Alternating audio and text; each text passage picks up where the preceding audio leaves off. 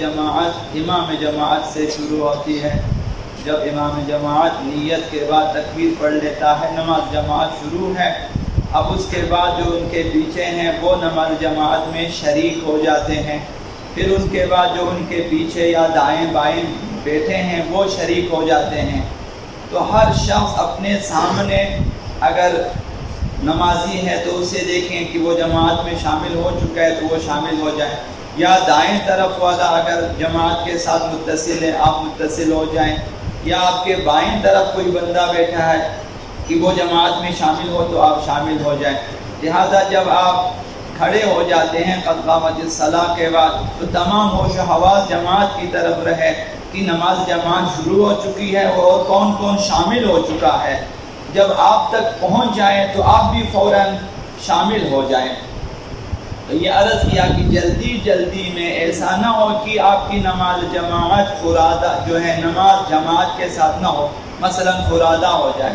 پھر بھی اگر انسان جو ہے جماعت کے ساتھ شریک رہے تو وہ فرادہ بھی باطل ہو جائے گی۔ تو یہ میں نے عرض کیا، اور تمام ہوش و حواس جو ہیں وہ نماز کی طرف ہو۔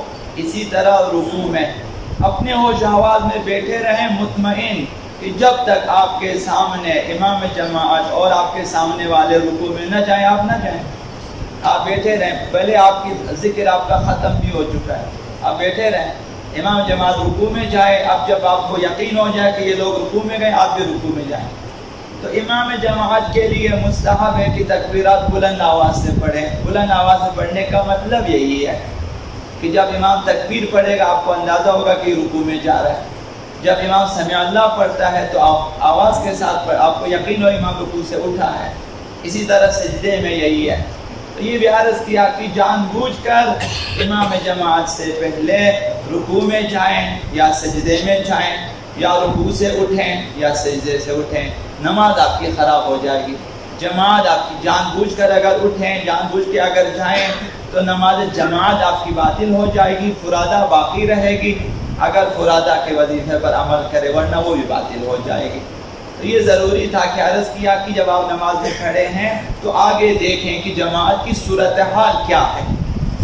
تو جیسا کہ آپ کے علم میں ہے کہ ہماری نماز وہ فروع دین میں وہ اہم ترین فرع ہے کہ ان قبل ما سواہا، کہ اگر یہ قبول ہو جائے گی باقی اعمال قبول ہو سکتے ہیں۔ وَإِنْ رُدَّتْ رُدَّ مَا سِوَاهَا، یہی نماز اگر رد ہو گئی قیامت کے دن، جانچ پڑتال والے فرشتوں نے دیکھ لیا کہ نہ تمہاری نماز ٹھیک نہیں ہے، باقی اعمال آپ لاکھوں کے حساب سے پیش کریں وہ کبھی نہیں دیکھیں گے، ان کی جانچ پڑتال نہیں کریں گے۔ اول نماز ہے، اول نماز ہے، روز محشر کی جانگداز بود اولین پرسش از نماز بود، اولین پرسش نماز ہے۔ قیامت کے دن سب سے پہلے نماز کے بارے میں پوچھا جائے گا۔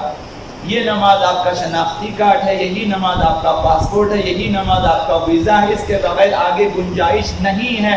جیسا احادیث اہل بیت اور آیات قرآن اور فقہا کے بیان سے سمجھ میں آتا ہے وہ یہی ہے۔ لہٰذا اس نماز کی طرف بھرپور توجہ دیں، ٹھیک ہونا چاہیے اسے۔ اگر ہم لوگ صرف جو ہیں جماعت میں بیان کرنے والے چند مسئلوں پر اکتفا کریں گے کبھی بھی ہم لوگ نہیں سیکھ سکیں گے۔ مسائل اس قدر زیادہ ہیں کہ ایک امام جماعت یا ایک خطیب بیان نہیں کر سکتا۔ ہر ایک پر واجب شرعی ہے، واجب عینی ہے، فرض شرعی ہے کہ ہر شخص اپنے مورد ابتلا مسائل کو سیکھیں، اور جس سے سیکھنا چاہے آپ سیکھیں، آپ خود سیکھ سکتے ہیں خود سیکھیں، کسی سے سیکھنا چاہے جائیں اس کے پاس، آپ بھلے 80 سال کے ہوں آپ زانو یہ تلمذ طے کریں کسی کے پاس جا کر سیکھیں، یہ وظیفہ یہ شرعی ہے۔ آپ خود جب آپ گھر جائیں، جب آپ خلوت میں بیٹھیں، آپ خود سوچیں کہ قیامت کے اگر پوچھا میں کیا جواب دوں گا۔ اگر کوئی قرآن و سنت کے مطابق آپ کے پاس عذر شرعی ہے تو ٹھیک ہے آپ بچیں گے، ورنہ پھر قیامت کے دن کوئی گنجائش نہیں ہے کہ ہم بچ سکیں۔ نماز وہ چیز ہے، تو لہذا نماز کی طرف توجہ دینی چاہیے۔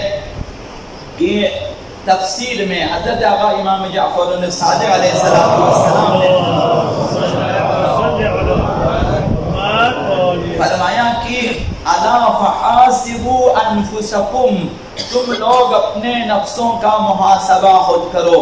محاسبہ صرف کھانے پینے اور تجارت کے لیے نہیں ہے، عبادت کے لیے بھی محاسبہ کرو کہ نماز میری درست ہے یا نہیں ہے، اور نماز میں شرائط نماز، مقدمات نماز، مقارنات نماز، اور اس کے بعد مبطلات نماز، شکوک جو ہیں اور شکریات نماز وغیرہ ہے، سہویات نماز، یہ سیکھنا چاہیے۔ تو حساب یہ فحاسبوا انفسکم قبل ان تحاسبوا، اس سے پہلے کہ قیامت کے دن تمہیں بٹھا کر تم سے حساب لیں، خود اپنا حساب لو اسی دنیا میں۔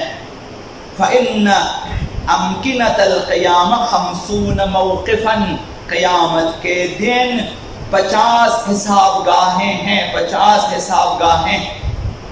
کل موقف مقام 1000 سنہ، ہر حساب گاہ پر 1000 سال ٹھہرنا پڑے گا۔